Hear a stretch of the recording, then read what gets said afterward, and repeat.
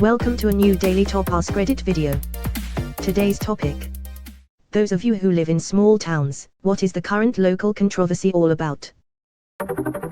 In my wife's hometown of about 2 Kelvin people, the roadside produce stand guy is in a feud with a new second produce stand that just opened. The original produce guy trained the new guy for a while, apparently then fired him. Now the fired guy opened his own spite produce stand. They got in a fist fight and now the whole town has taken produce stand sides. The mayor and the only police officer in town are also involved and their wives are fighting. It is truly the dumbest version of Hatfields and McCoys, but no less redneck. Edit. This blew up. I have asked my wife for the screenshots she had. These are what the original guy sent the new stand guy, which he then posted on his FB. What he wrote is 10x better than anything I wrote, I promise. https://gallery/xy80yrn. I love it. Almost Shakespearean to me. Two gentlemen of arugula. Are the fruit stands directly across from each other? I'm picturing both owners just scowling at the other all day long. God, I hope so. Can you imagine the scowling as a customer ponders which stand to visit? The eccentric millionaire that owned every building in downtown and used them to house his extensive rock collection died like 15 years ago and they still haven't figured out what to do with all the rocks.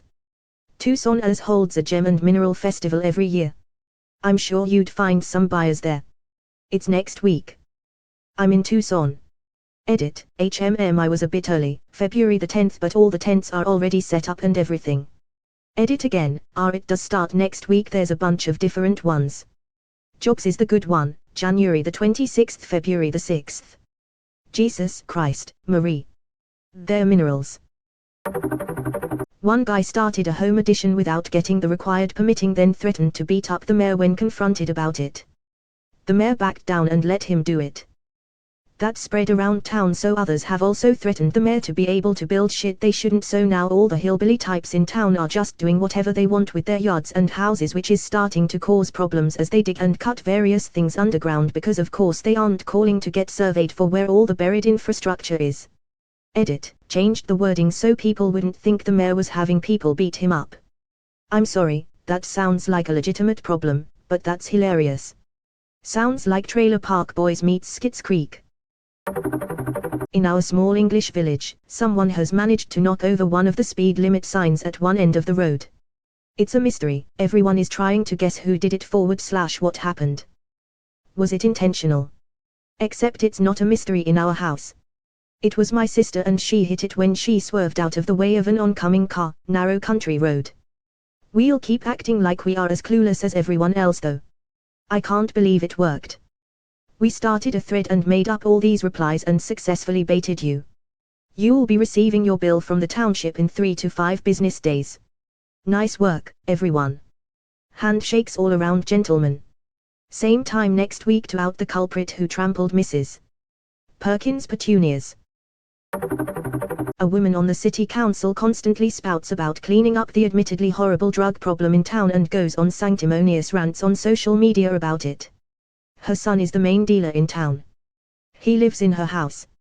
It's not a secret at all and he gets arrested for shit all the time and she gets him off the hook every time. Full disclosure, I don't live there anymore thankfully, but most of my family does. Edit. I honestly wouldn't be surprised if it is to thin competition. Although to be perfectly honest, the town is only like 1,000 strong and he really doesn't have competition. Mostly because people know his mom can pull a few strings and fuck you over or just run you out of town. Please stop buying drugs from my son, I can't get him to stop selling them. Edit. Didn't expect this to be my most upvoted comment, definitely meant it as a per second comment. Oh sweet Jesus, I hope this is closer to the truth than we'd suspect.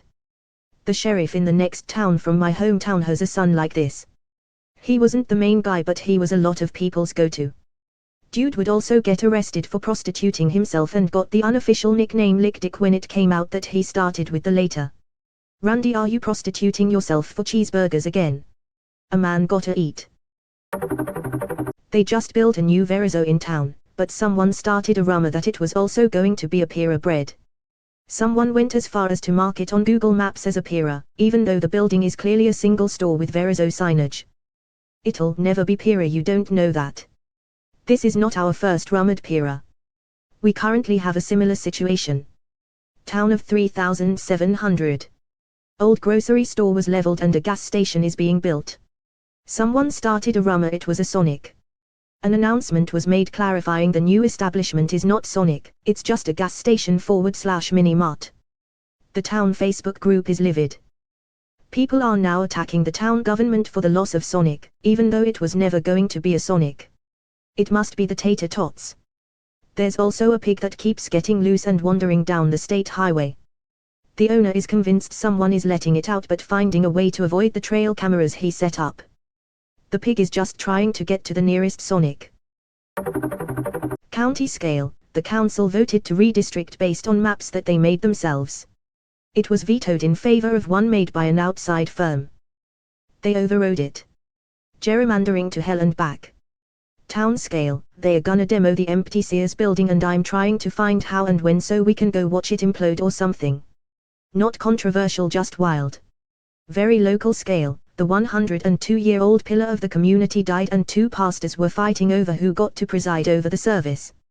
Neither could achieve a victory so they just recited the same prayers after each other. It was weird.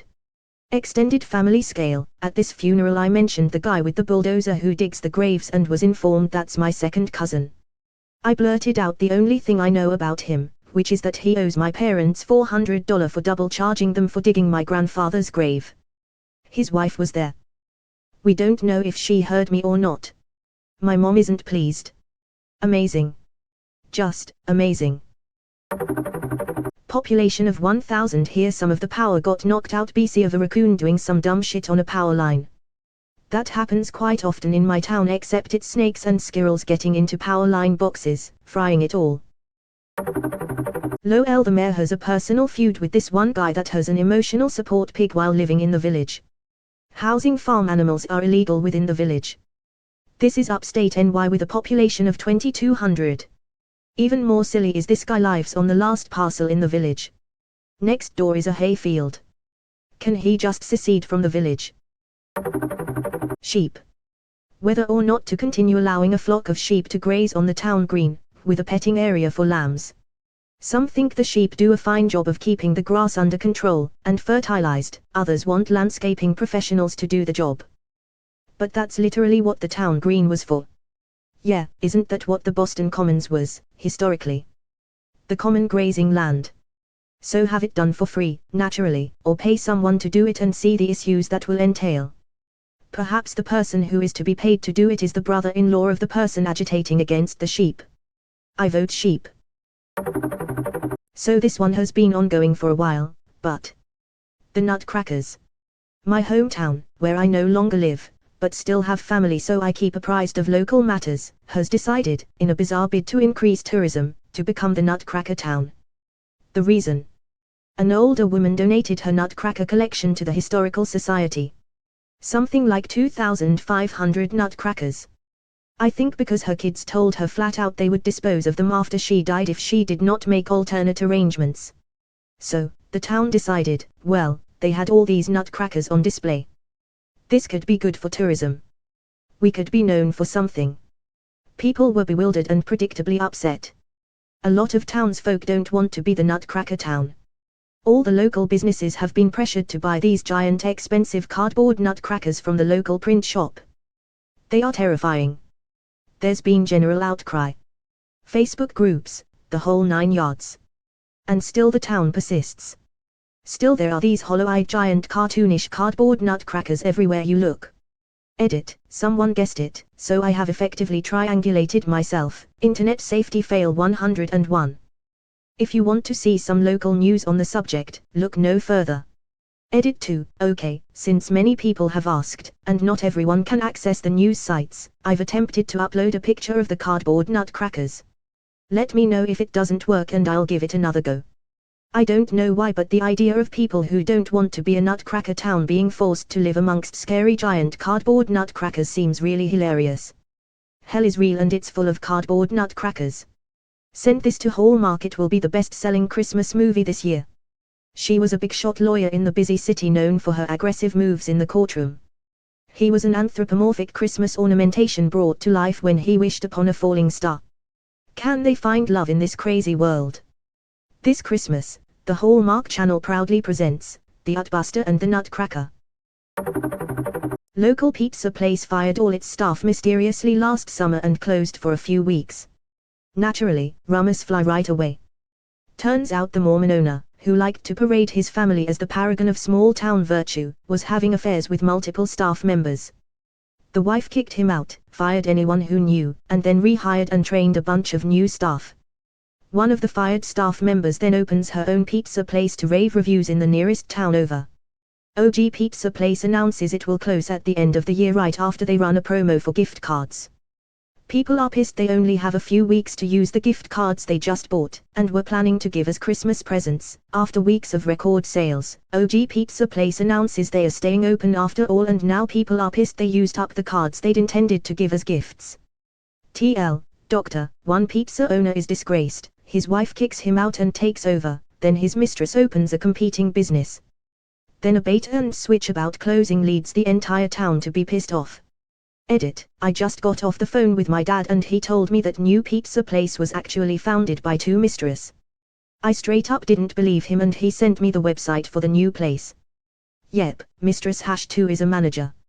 And their pizza names are all spin-offs of OG Pizza Place. Every town's got that good pizza place drama. Tell me about it. Currently working at one of 4 pizza places in a town of 4,000.